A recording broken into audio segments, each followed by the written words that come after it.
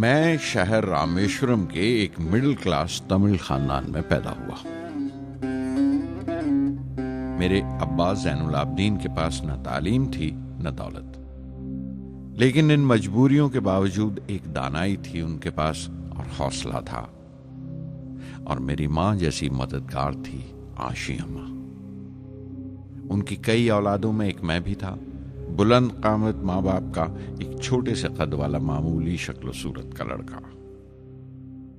अपने पुश्तैनी मकान में रहते थे हम, जो कभी 19वीं सदी में बना था।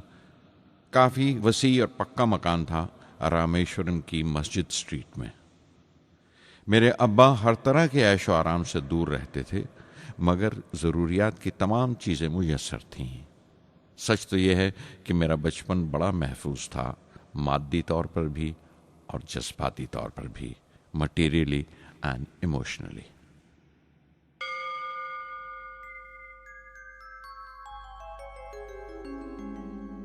रामेश्वरम का मशहूर शिव मंदिर हमारे घर से सिर्फ 10 मिनट की दूरी पर था।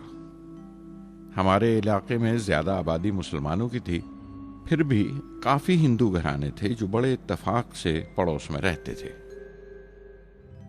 हमारे इलाके में एक बड़ी पुरानी मस्जिद थी जहां मेरे अब्बा मुझे हर शाम नमाज पढ़ने के लिए ले जाया करते थे।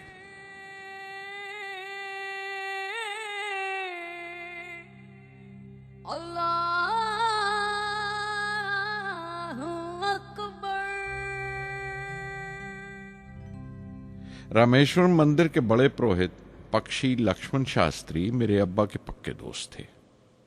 मेरी बचपन की यादों में आंकी हुई एक याद ये भी थी कि अपने अपने रवायती लिबास में बैठे हुए वो दोनों कैसे रूहानी मसलों पर देर देर तक बातें करते रहते थे।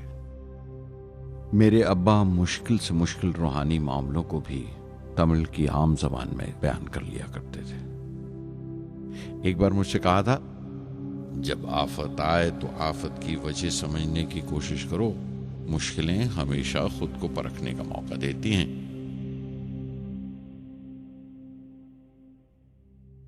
मैंने हमेशा अपनी साइंस और टेक्नोलॉजी में अब्बा के असूलों पर चलने की कोशिश की है। मैं इस बात पर यकीन रखता हूं कि हमसे ऊपर भी एक आला ताकत है, एक महान शक्ति है जो हमें मुसीबत, मायूसी और नाकामियों से निकालकर सच्चाई के मुकाम तक पहुंचाती है। मैं करीब 6 बरस का था जब अब्बा ने एक लकड़ी की कश्ती बनाने का फैसला किया, जिसमें वो यात्रियों को रामेश्वरम से धनुषकोडी का दौरा करा सकें, ले जाएं और वापस ले आएं। वो समंदर के साहिल पर लकड़ियां बिछाकर कश्ती का काम किया करते थे, एक और हमारे रिश्तेदार के साथ, अहमद जलालुद्दीन। बाद में उनका निकाह मेरी आपा जोहरा के साथ हुआ। अहमद जलालुद्दीन हालांकि मुझसे 15 साल बड़े थे, फिर भी हमारी दोस्ती आपस में जम गई थी। हम दोनों हर शाम लंबी सैर को निकल जाया करते थे। मस्जिद गली से निकलकर हमारा पहला पड़ाव शिव मंदिर हुआ करता था, जिसके गिर्द हम उतनी ही श्रद्धा से परिक्रमा करते थे जिस श्रद्धा से बाहर से आए हुए यात्री। जलालुद्दीन ज्यादा पढ़ लिख नहीं सके उनके घर के हालात की वजह से, लेकिन मैं जिस जमाने की बात कर रहा हूं, उन दिनों हमारे इलाके में सिर्फ वही एक शख्स था जो अंग्रेजी लिखना जानता था। जलालुद्दीन हमेशा तालीम याफ्ता पढ़े लिखे लोगों के बारे में बातें करते थे, साइंस की इजाद, मेडिसिन और उस वक्त के लिटरेचर का जिक्र किया करते थे। एक और शख्स जिसने बचपन में मुझे बहुत मुतासिर किया, वो मेरा कजन था, मेरा चचेरा भाई शमसुद्दीन। उसके पास रामेश्वरम में अखबारों का ठेका था और सब काम अकेले ही किया करता था। हर सुबह अखबार रामेश्वरम रेलवे स्टेशन पर ट्रेन से पहुंचता था। सन 1939 में दूसरी आलमगीर जंग शुरू हुई, द सेकेंड वर्ल्ड वॉर। उस वक्त मैं 8 साल का था।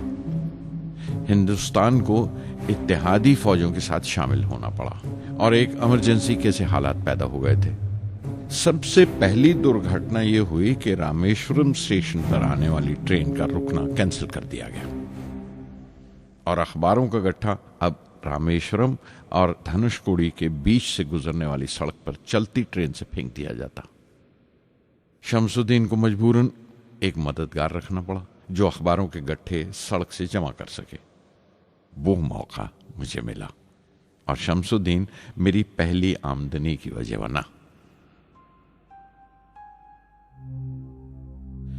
हर बच्चा जो पैदा होता है वो कुछ समाजी और आर्थिक हालात से जरूर असरअंदाज होता है और कुछ अपने जज्बाती माहौल से भी।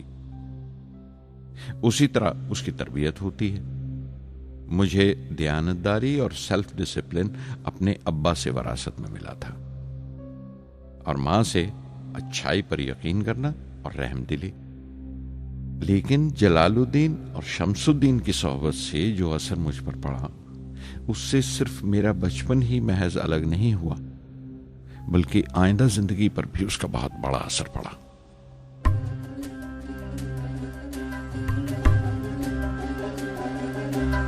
தந்தை மகற்கு ஆற்றும் நன்றி அபயத்து முந்தி இருப்பச்செயல்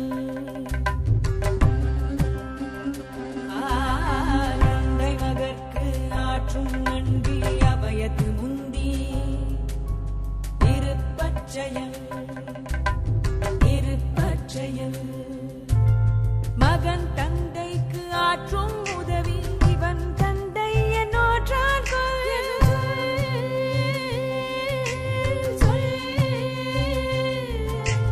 மகன் தந்தைக்கு ஆற்றும் உதவி இவன் தந்தை என்னோற்றான்